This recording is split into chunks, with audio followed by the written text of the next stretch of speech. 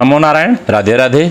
अब हम कार्तिक मास की एकादशी की चर्चा करते हैं, जिसमें कार्तिक मास के शुक्ल पक्ष की एकादशी और कार्तिक मास के कृष्ण पक्ष की एकादशी की चर्चा है। प्रथमतः हम कार्तिक मास के कृष्ण पक्ष की एकादशी की चर्चा करते हैं। इस पर युधिष्ठिर ने भगवान श्री कृष्ण से पूछा, हे जनार्दन, मुझ पर अपना स्नेह है, आपका स्नेह है, आप कृपा करके बताइए कि कार्तिक महीने के कृष्ण पक्ष में कौन सी एकादशी होती है। तब भगवान श्री कृष्ण बोले, राजन, कार्तिक के कृष्ण पक्ष में जो परम कल्याणमयी एकादशी होती है वह रमा एकादशी के नाम से विख्यात होती है। रमा परम उत्तम है, बड़े बड़े पापों का नाश करने वाली है। पूर्व काल में मुचकुंद नाम के विख्यात एक राजा हो चुके हैं, जो भगवान श्री कृष्ण के भक्त और सत्य प्रतिज्ञ राजा थे।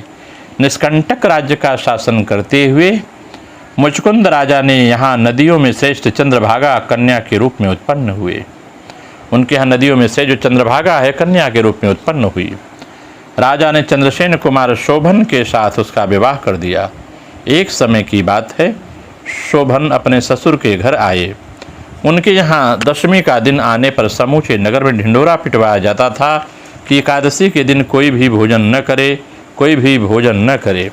यह डंके की घोषणा सुनकर शोभन ने अपनी प्यारी पत्नी चंद्रभागा से कहा, प्रिय, अब मुझे इस समय क्या करना चाहिए, इसकी शिक्षा दो।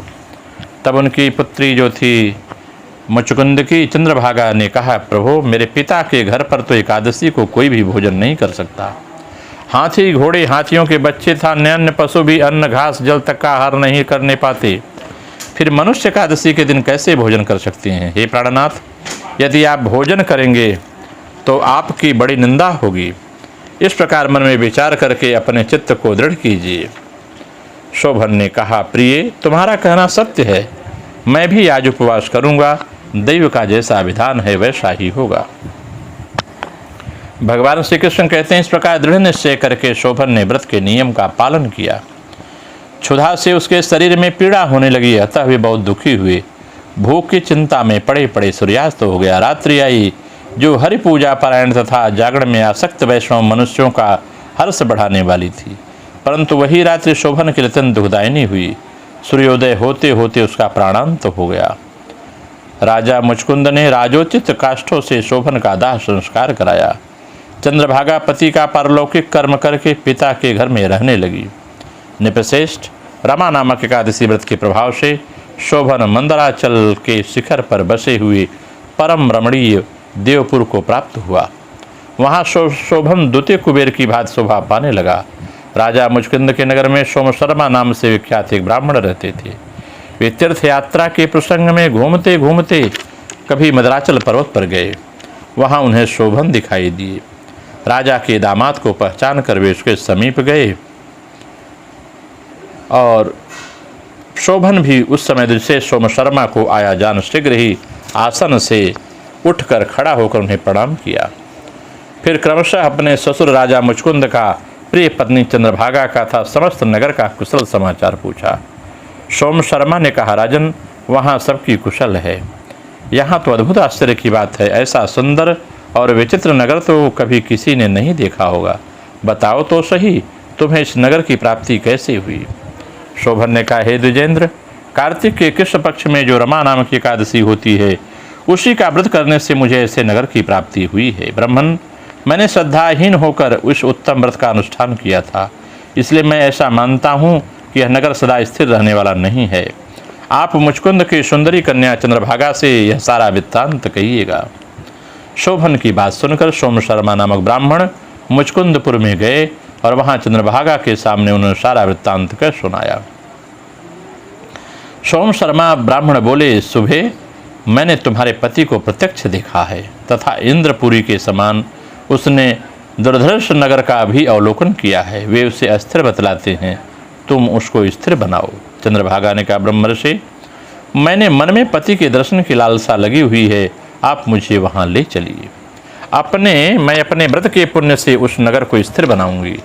भगवान श्री कृष्ण कहते हैं कि राजन, चंद्रभागा की बात सुनकर सोम शर्मा उसे साथ ले मंदराचल पर्वत के निकट वामदेव मुनि के आश्रम पर गए।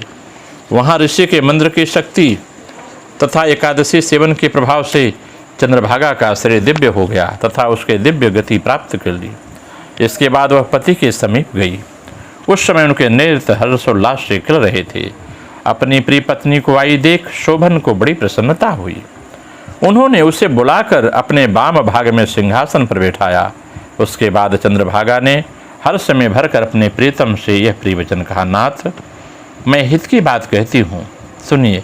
पिता के घर में रहते समय जब मेरी अवस्था 8 वर्ष से अधिक की हो गई, तभी से लेकर आज तक मैंने जो एकादशी व्रत किए हैं और उसके मेरे भीतर जो पुण्य संचित हुआ है, उसके प्रभाव से यह नगर कल्प के अंत तक स्थिर रहेगा तथा सब प्रकार से मनोवांछित वैभव से समृद्ध होगा।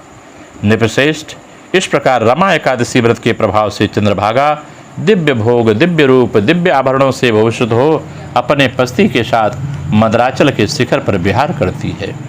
राजन, मैंने तुम्हारे समक्ष रमा नामक एकादशी का वर्णन किया है। यह चिंतामणि तथा कामधेनु के समान सब मनोरथों को पूर्ण करने वाली है। मैंने दोनों पक्षों की एकादशी के पापनाशक महत्व को बताया है। जैसी कृष्ण पक्ष की एकादशी, वैसे ही शुक्ल पक्ष की भी एकादशी होती है। उनमें भेद नहीं करना चाहिए। जैसे सफ़ेद रंग की गाय हो या काले रंग की गाय, दोनों का दूध एक सा ही होता है, इसी प्रकार दोनों पक्ष एकादशियाँ समान फल देने वाली होती हैं। जो मनुष्य एकादशी व्रत के महात्म्यों को सुनता है, वह सब पापों से मुक्त हो भगवान विष्णु के धाम में प्रतिष्ठित होता है। इसलिए व्यक्ति को चाहिए, जो भी व्रत कर सके तो बहुत अच्छी बात है, न करे तो नित्य एकादशी महात्म्य की कथा को जरूर सुनना चाहिए। इससे व्यक्ति विश्वलोक हो जाता है और इस संसार में जितनी भी कामनाएं हैं उसकी सब पूरी हुआ करती हैं। इस प्रकार से व्यक्ति को ये जो अश्विन मास की एकादशी है, इसका पूर्ण व्रत करना चाहिए। अब हम कार्तिक मास की शुक्ल पक्ष की प्रबोधिनी एकादशी की चर्चा करते हैं।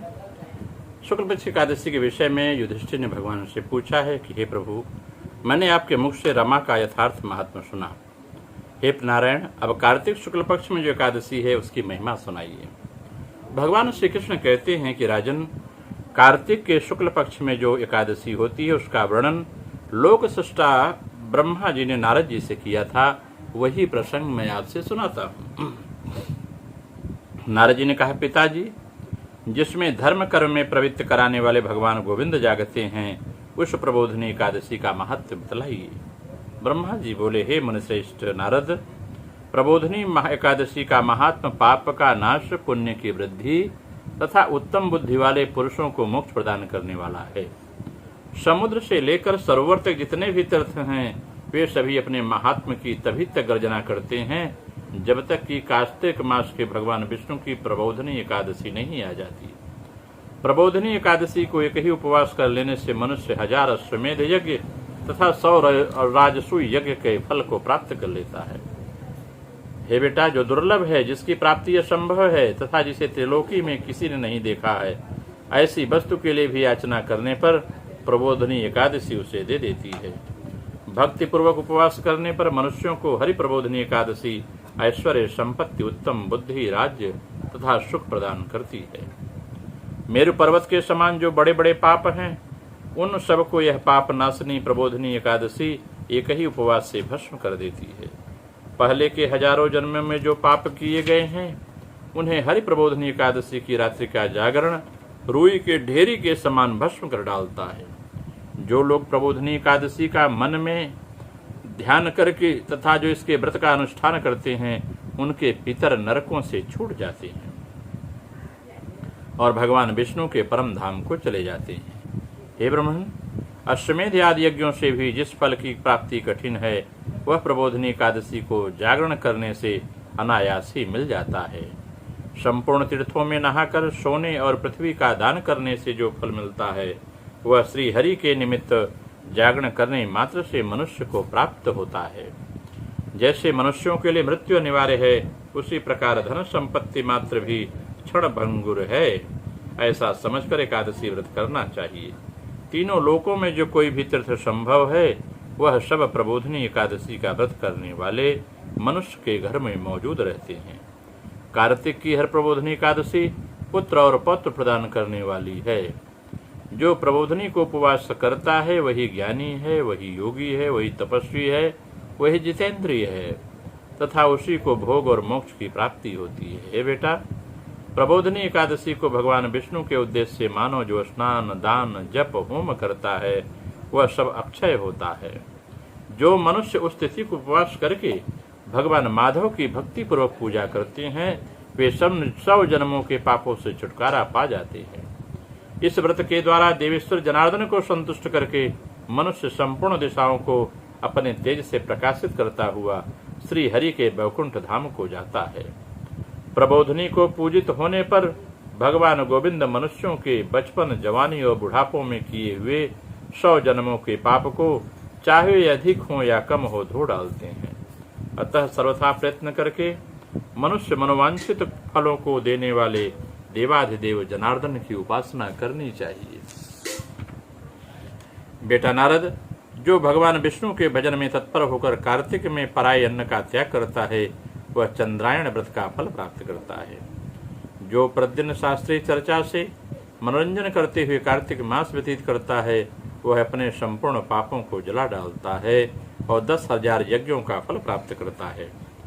कार्तिक मास में शास्त्रीय कथा के कहने सुनने से भगवान मधुसूदन को जैसा संतोष होता है वैसा उन्हें यज्ञ, दान, जप आदि से नहीं होता। जो शुभ कर्म परायण पुरुष कार्तिक मास में एक या आधा श्लोक भी भगवान विष्णु की कथा वाँचते हैं उन्हें 100 गोदान का फल मिलता है। हे महामुने, कार्तिक में भगवान केशव के सामने शास्त्र का स्वाध्याय था श्रवण करना चाहिए। मुनिश्रेष्ठ, जो कार्तिक की कल्याण प्राप्ति के लोभ से श्री हरि की कथा का प्रबंध करता है वह अपनी 100 पीढ़ियों को तार देता है। जो मनुष्य सदा नियम पूर्वक कार्तिक मास में भगवान विष्णु की कथा सुनता है उसे सहस्त्र गोदान का फल मिलता है। जो प्रबोधनी एकादशी के दिन श्री विष्णु की कथा सुन करता है उसे 7 दीपों से युक्त पृथ्वी दान करने का फल प्राप्त होता है। हे मुनिश्रेष्ठ, जो भगवान विष्णु की कथा सुनकर अपनी शक्ति के अनुसार कथावाचक की पूजा करते हैं उन्हें अक्षय लोक की प्राप्ति होती है।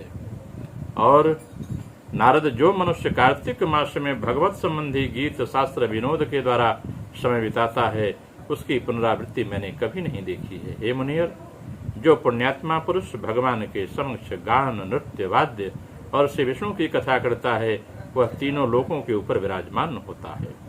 हे मुनिश्रेष्ठ, कार्तिक की प्रबोधनी एकादशी के दिन बहुत से फल, फूल, कपूर, आगरा, कुमकुम के द्वारा श्री हरि की पूजा करनी चाहिए। एकादशी आने पर धन की कंजूसी नहीं करनी चाहिए क्योंकि उस दिन दान आदि करने से असंख्य पुण्य की प्राप्ति होती है।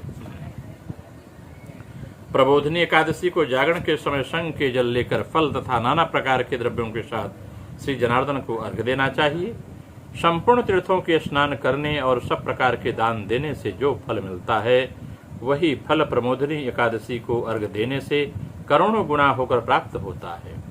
हे देवर्षि नारद, अर्घ्य के पश्चात भोजन, आच्छादन और दक्षिणा आदि से भगवान विष्णु की प्रसन्नता के लिए गुरु की पूजा करनी चाहिए। जो मनुष्य दिन श्रीमद् भागवत की कथा सुनता अथवा पुराण का पाठ करता है उसे एक एक अक्षर पर कपिला दान का फल मिलता है। मुनिश्रेष्ठ, कार्तिक में जो मनुष्य अपनी शक्ति के अनुसार शास्त्रोक्त विधि से वैष्णव व्रत एकादशी का पालन करता है उसकी मुक्ति अविचल है। केतकी के एक पत्ते से पूजित होने पर भगवान गरुड़ध्वज 1000 वर्ष तक अत्यंत तृप्त रहते हैं। इसलिए हे देवर्षि, जो अगस्त के फूल से भगवान जनार्दन की पूजा करता है उसके दर्शन मात्र से नरक की आग बुझ जाती है। हे वत्स, जो कार्तिक में भगवान जनार्दन को तुलसी के पत्र से पुष्प अर्पण करते हैं उनका जन्म भर का किया हुआ सारा पाप भस्म हो जाता है। हे मिन्नय, जो प्रतिदिन दर्शन, स्पर्श, ध्यान, नाम कीर्तन, स्तवन, अर्पण, सेचन, नित्य पूजन तथा नमस्कार के द्वारा तुलसी में 9 प्रकार की भक्ति करते हैं वे कोटि कोटि सहस्त्र युगों तक पुण्य का विस्तार करते हैं। नारद, सब प्रकार के फूल और पत्तों को चढ़ाने का जो फल होता है वह कार्तिक मास में तुलसी के एक पत्ते से मिल जाता है। कार्तिक मास आया देखकर प्रतिदिन नियम पूर्वक तुलसी के कोमल पत्तों से भगवान विष्णु श्री जनार्दन का पूजन करना चाहिए। 100 यज्ञों द्वारा देवताओं का यजन करने और अनेक प्रकार के दान देने से जो पुण्य होता है वह कार्तिक मास में तुलसी दल मात्र से केशव की पूजा करने पर प्राप्त हो जाता है। यह तुलसी हरि प्रिया है, भगवान नारायण की प्रिय है, इसलिए तुलसी भगवान पर चढ़ाने से भगवान सारे मनोरथ पूर्ण कर देती हैं। और यह तुलसी भगवती पराम्बा, जगदम्बा, शक्ति उपासक नारायण ही है, इसलिए इसकी सेवा करें। कार्तिक महीने भगवान को चढ़ाए, आपके मनोरथ पूर्ण हो। नमो नारायण। राधे राधे।